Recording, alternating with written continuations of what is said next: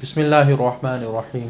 अस्सलाम वालेकुम dear student. आज का जो हमारा टॉपिक है उसमें हमने डीएनए रेप्लिकेशन का अगला स्टेप डिस्कस करना है।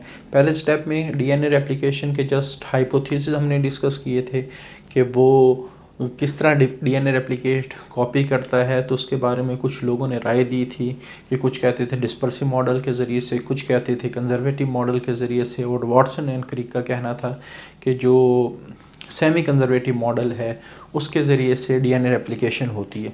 लेकिन अब तीनों में से ठीक कौन सा है उसको फिर एक्सपेरिमेंटली प्रूव किया गया।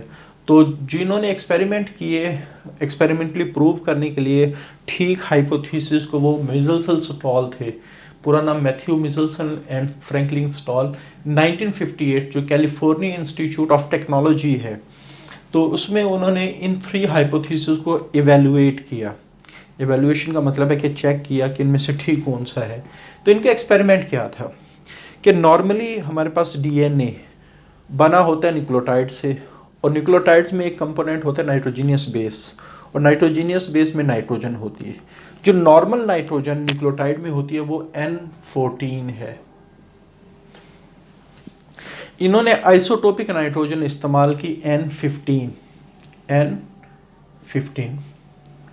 सबसे पहले इन्होंने क्या किया कि जो बैक्टीरिया है, अच्छा बैक्टीरिया के बारे में ये कहा जाता है कि वो 20 मिनट में अपनी रिप्रोडक्शन पूरी करता है, उसके अगली जनरेशन आ जाती है।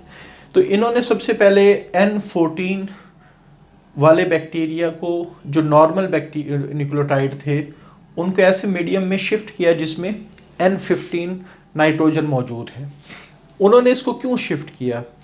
क्योंकि N15 और N14 ये थोड़ा सा लाइटर आइसोटोप है, ये थोड़ा हैवियर आइसोटोप है।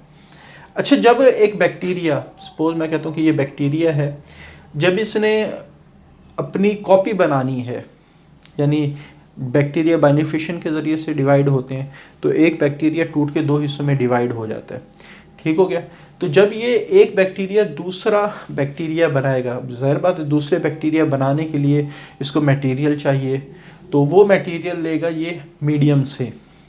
इसी तरह अगर ये बैक्टीरिया अपना जो जेनेटिक मटेरियल है जब वो दूसरे बैक्टीरिया में सेंड करेगा, तो जाहिर बात है जब उसने अपनी एक कॉपी बनानी है, तो कॉपी बनाने के लिए उसको मटेरियल चाहिए, तो वो मटेरियल कहाँ से लेगा? वो N15 से लेगा। तो जब जेनेटिक मटेरियल बनाने के लिए, यानी डीएनए की कॉपी बनाने के लिए उसको जितने भी न्यूक्लियोटाइड चाहिए, उन न्यूक्लियोटाइड के लिए जो नाइट्रोजन है वो कौन सी मौजूद है मीडियम के अंदर? N15। तो उसने इस तरह, आप कह सकते हैं, इन बैक्टीरिया को काफ़ी जनरेशन तक वो इसमें ग्रो करवाता रहा। तो बैक्टीरिया की ग्रोथ से मुराद आमतौर पर रिप्रोडक्शन ही है कि बैक्टीरिया 1 से 2 हो, 2 से 4 हो, हम कहेंगे ये बैक्टीरिया ग्रो कर रहा है। तो जब काफ़ी सारी जनरेशन गुजर गई, अब उसको यकीन हो गया कि हर बैक्टीरिया के अंदर जो डीएनए है, जेनेटिक मटेरियल है, उसमें जो न्यूक्लियोटाइड हैं वो सारे N15 वाले हैं।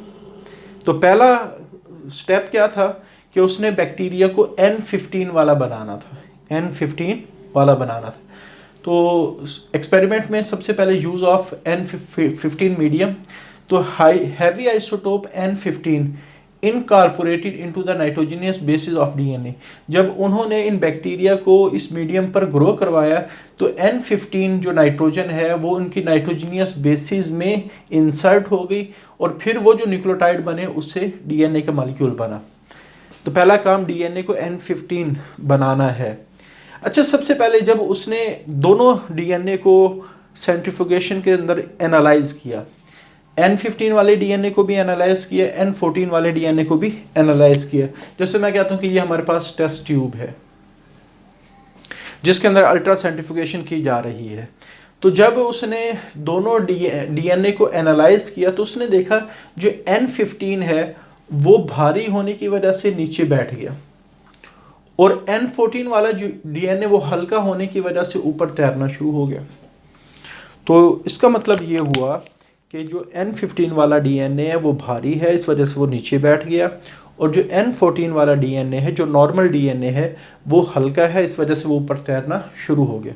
तो यहाँ से उसने कहा कि जो डीएनए जो N15 वाला वो डेंसर, तो उससे ज़्यादा भारी है than DNA of bacteria growing in N14 medium. जो N14 मीडियम के अंदर बैक्टीरिया ग्रो कर रहे हैं उनका डीएनए और जो N15 वाले मीडियम के अंदर ग्रो कर रहे हैं उनका डीएनए, जब उसने कंपैरिजन किया तो N15 वाला ज़्यादा डेंसर था, उसकी डेंसिटी ज़्यादा थी, वो ज़्यादा हैवी था। उसके बाद फिर उसने हैवी डीएनए रखने वाले बैक्टीरिया जो N15 में मौजूद हैं उनको ट्रांसफ़र किया N14 के अंदर, और फिर जो ही ट्रांसफ़र किया तो उसने 3 इंटरवल पर कलेक्शन की, सैंपल की, 0 मिनट के इंटरवल पर, 20 मिनट बाद और 40 मिनट बाद, ठीक है। और इनको फिर अल्ट्रा सेंट्रीफ्यूगेशन के ज़रिए से स्टडी किया।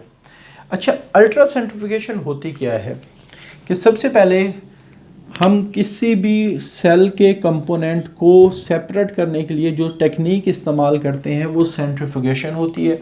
और अगर इस सेंट्रीफ्यूगेशन की स्पीड बहुत ज़्यादा, ठीक है, तकरीबन 1 लाख रेवोल्यूशन पर मिनट के हिसाब से अगर हम कर दें तो वो फिर अल्ट्रा सेंट्रीफ्यूगेशन बन जाती है। तो वो सेल के हिस्से जिनको सेपरेट करना मुश्किल होता है तो उनके लिए आमतौर पे अल्ट्रा सेंट्रीफ्यूगेशन। अच्छा, अल्ट्रा सेंट्रीफ्यूगेशन किसी न किसी मीडियम के अंदर होती है, तो यहाँ मीडियम के इस्तेमाल किया गया सीजियम क्लोराइड। वजह क्या है, इसकी डेंसिटी आमतौर पे डीएनए की डेंसिटी के बराबर होती है। अच्छा, सबसे पहले इन डीएनए को रखा गया सीजियम क्लोराइड वाले मीडियम के अंदर और फिर उसको घुमाया गया तेज़ी से। अच्छा, घुमाने का फ़ायदा क्या हुआ कि ये जो सीजियम क्लोराइड है वो उसके मालिक्यूल बॉटम की तरफ इकट्ठे होना शुरू हो गए, बॉटम की तरफ इकट्ठे होना शुरू, और चूंकि वो ऊपर से आ रहे थे तो ऊपर कम रह गए, तो इस वजह से यहाँ एक डेंसिटी ग्रेडियंट क्रिएट हो गया। तो ये वाला रीजन कहलाया high density region, high density, और ये वाला जाहिर बात है अब आहिस्ता आहिस्ता कमी की तरफ हम जाएंगे, तो ये वाला लाइटर रीजन, ये लाइट डेंसिटी। तो ये मुख्तलिफ रीजन क्रिएट हो गए। यानी आप कह सकते हैं हाई डेंसिटी ज़्यादा क्लोराइड सीजियम आयन एक्यूमुलेट होने की वजह से नीचे वाला जो पोर्शन है उसकी डेंसिटी ज़्यादा हो गई, फिर वो डेंसिटी आहिस्ता आहिस्ता ऊपर की तरफ कम हो रही है। जो सबसे ऊपर है वो लाइट डेंसिटी वाला रीजन है, ठीक है। तो इस तरह ये डेंसिटी ग्रेडियंट, ग्रेडियंट का क्या मतलब है, एक तरफ चीज़ हाई हो दूसरी तरफ चीज़ लो हो, तो ये जो डिफरेंस होता है हाई और लो के दरमियान इसको हम ग्रेडियंट कहते हैं। तो जब अल्ट्रा सेंट्रीफ्यूगेशन की गई तो सीजियम के अंदर एक डेंसिटी ग्रेडियंट डेवलप हुआ। तो सेंट्रीफ्यूगल फोर्सेस, ये जो घुमाने की वजह से जो फोर्सेस क्रिएट हो रही हैं उनको सेंट्रीफ्यूगल फोर्सेस कहा जाता है, are generated. Caesium migrated to bottom, कि जो सीजियम है वो माइग्रेटेड टू बॉटम, बॉटम की तरफ जाना शुरू हो गया, क्रिएटिंग ग्रेडियंट ऑफ डेंसिटी। तो नीचे ज़्यादा डेंसिटी वाला रीजन क्रिएट हो गया, ऊपर कम डेंसिटी वाला रीजन क्रिएट हो गया। अच्छा, जब इसके अंदर जो डीएनए मौजूद है, जो इसके अंदर डीएनए मौजूद है, अब डीएनए ने मूवमेंट शुरू करनी है, तो डीएनए की डेंसिटी जहाँ मैच करेगी वो वहाँ जाके रुक जाएगा। तो जब उसने यहाँ देखा, उसने देखा कि N15 वाला नीचे चला गया, N14 वाला ऊपर चला गया, तो इसका मतलब है N15 वाले की डेंसिटी ज़्यादा है, क्योंकि डीएनए वहाँ जाके स्टेबल हो जाएगा जहाँ डेंसिटी उसके सीजियम की डेंसिटी से क्या कर रही है, मैच कर रही है। तो डीएनए सिंक्स और float to the reach the position density matches.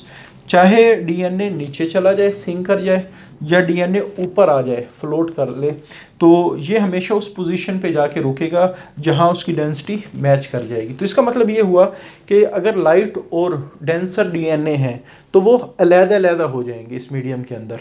जो डेंसर है वो नीचे की तरफ चला जाएगा, जो लाइटर है वो ऊपर की तरफ। तो यही बात लिखी गई है कि जब हमने इस के अंदर डीएनए के स्ट्रैंड को रखा तो DNA strand of different density got separated, तो वो अलग-अलग हो गए। चूँकि N15 ज़्यादा भारी था, इस वजह से वो माइग्रेट कर गया फार्दर डाउन, वो नीचे की तरफ माइग्रेट करके to the denser region of caesium, caesium की जो हायर डेंसिटी रीजन था उस तरफ चला गया। तो इस एक्सपेरिमेंट को अगर हम डायग्रामेटिकली देखें तो ये बैक्टीरिया है, इसको सबसे पहले N15 मीडियम के अंदर ग्रो करवाया गया और इससे फिर सैंपल लिए गए, एक इस पेट्री डिश में, एक इस पेट्री डिश में और एक इस पेट्री डिश में। अच्छा, इस पेट्री डिश में जो सैंपल लिया गया इसको तो फ़ौरन ही रिमूव करके ये उस टेस्ट ट्यूब में डाला गया जिसमें अल्ट्रा सेंट्रीफ्यूगेशन परफॉर्म करनी थी। अच्छा, इस पेट्री डिश से जो सैंपल लिया गया वो 20 मिनट बाद, यानी जब जब बैक्टीरिया ने अपनी रेप्लिकेशन रिप्रोडक्शन कर ली, यानी बाइनरी फिशन होगी, एक बैक्टीरिया से 2 बैक्टीरिया बन गए होंगे तो 20 मिनट बाद कलेक्शन हुई, फिर 2 से 4 बन गए होंगे तो 40 मिनट बाद कलेक्शन हुई। यानी यहाँ कॉपी करने का उसको मौका नहीं मिला, डीएनए की रेप्लिकेशन या रिप्रोडक्शन नहीं हुई, क्योंकि ये आप कह सकते हैं फ़ौरन ही निकाल लिया गया। यहाँ एक जनरेशन को प्रोड्यूस करने का मौका मिल गया क्योंकि 20 मिनट बाद निकाल, यहाँ 2 जनरेशन को प्रोड्यूस करने का मौका मिल गया। तो जब उसने डीएनए को इनके बाहर निकाला, इन बैक्टीरियाज के डीएनए को बाहर निकाला और उसको सेंट्रीफ्यूगेशन से गुजारा, तो ये रिज़ल्ट आए कि जब 0 मिनट के बाद, यानी ये वाली जो 0 मिनट के बाद जिससे कलेक्शन हुई थी उसके सारे डीएनए बॉटम में थे, और यहाँ आप कह सकते हैं जो 20 मिनट बाद कलेक्शन हुई थी उसके सारे जो डीएनए थे वो दरमियान में थे, और यहाँ 40 मिनट बाद आप कह सकते हैं जो कलेक्शन हुई थी यहाँ आधे दरमियान में थे और आधे ऊपर थे। तो ये उसकी ऑब्जर्वेशन थी कि 0 मिनट पर सारे के सारे भारी होने की वजह से दरमियान में। अच्छा, जब एक राउंड रेप्लिकेशन का कंप्लीट हो गया, यानी एक जनरेशन आ गई, तो डेंसिटी कम हो गई, क्योंकि जब डेंसिटी कम होगी तो डीएनए ऊपर की तरफ आएगा डेंसिटी के कम होने से, लेकिन वो मुकम्मल ऊपर नहीं गया बल्कि उसके सारे डीएनए दरमियान में हैं। अगर ऊपर जाते तो इसका मतलब था N14 वाले रीजन में आ गए, नीचे रहते तो N15 वाले दरमियान में, तो इसका मतलब है N14 और N15 के दरमियान में है। तो density is decrease to intermediate between N14 and N15। अच्छा, जब 40 मिनट कंप्लीट हुए तो आधे तो इंटरमीडिएट थे कि उनकी डेंसिटी N14 और N15 के दरमियान थी, और आधे N14 वाले ही थे सारे के सारे। तो इसका मतलब ये हुआ कि यहाँ 2 रीजन्स बन गए। अच्छा, बुक के अंदर जो ग्राफ शो किया गया है, अगर आप देखें 0 मिनट के बाद जो डीएनए कलेक्ट किए गए उनका ग्राफ थोड़ा सा ऊपर है, और 20 मिनट के बाद जो कलेक्शन हुई है उसका ग्राफ थोड़ा सा नीचे है, और 40 मिनट के बाद जो कलेक्शन हुई है उसमें एक ग्राफ तो इंटरमीडिएट का है और दूसरा ग्राफ नीचे है। तो इसका मतलब है कि यहाँ जो ये वाला है तो इसमें डेंसिटी ज़्यादा है, इस कंडीशन के अंदर डेंसिटी दरमियान में आ गई, और इस कंडीशन में इस डेंसिटी के 2 रीजन बन गए, एक दरमियाना बराबर इसके और एक उस लाइटर। तो 20 मिनट बाद density is decrease to intermediate between N14 and N15। जब 40 मिनट की यानी सेकेंड राउंड भी कंप्लीट हो गया तो half were intermediate and half lighter having density of N14। तो हाफ इंटरमीडिएट थे और हाफ आप कह सकते हैं लाइटर थे।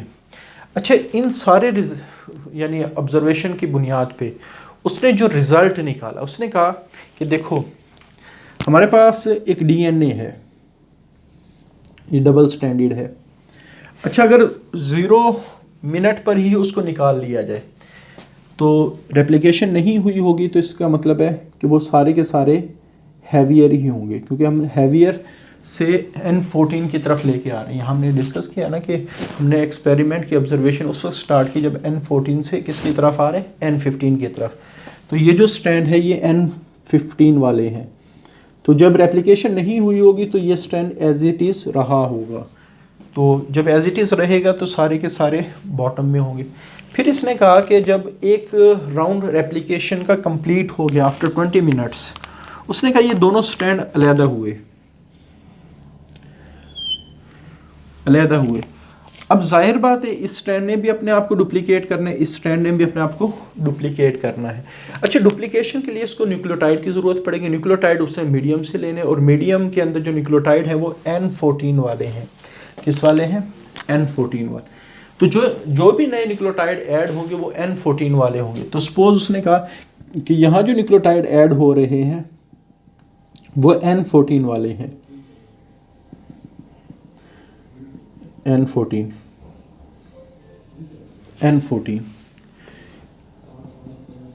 ये N14 वाले स्ट्रैंड, क्योंकि नए बनने वाले चूँकि N14 मीडियम है तो हमेशा N14 ही होंगे, और पुराने वाला कौन सा है N15। अगर आप इसकी डेंसिटी को चेक करेंगे, जाहिर बात है एक N15 वाला एक N14 वाला, तो इसकी डेंसिटी ना N15 वाली होगी ना N14 वाली होगी, बल्कि दरमियान में आ जाएगी। तो दोनों स्ट्रैंड्स अगर आप ऑब्जर्व करें दोनों इंटरमीडिएट्स हैं, तो 20 मिनट बाद सारे स्ट्रैंड इंटरमीडिएट थे। अच्छा, ये जो स्ट्रैंड है जिसमें दो मुख्तलिफ स्ट्रैंड है, एक पुराना एक नया, इसको हाइब्रिड डुप्लेक्स कहा जाएगा। Hybrid duplex, duplex double helix को कहा जाता है, और आप कह सकते हैं हाइब्रिड का मतलब है दो मुख्तलिफ चीज़ों को मिलाना, ये हाइब्रिडाइजेशन कहलाता है। तो डीएनए वाज हाइब्रिड जब फर्स्ट राउंड कंप्लीट हो गया, यानी 20 मिनट बाद, ये कितने मिनट बाद है, 20 मिनट बाद जब एक राउंड कंप्लीट हो गया, तो उसका ख्याल था कि जो हाइब्रिड बन गया होगा वो डुप्लेक्स बन गया होगा।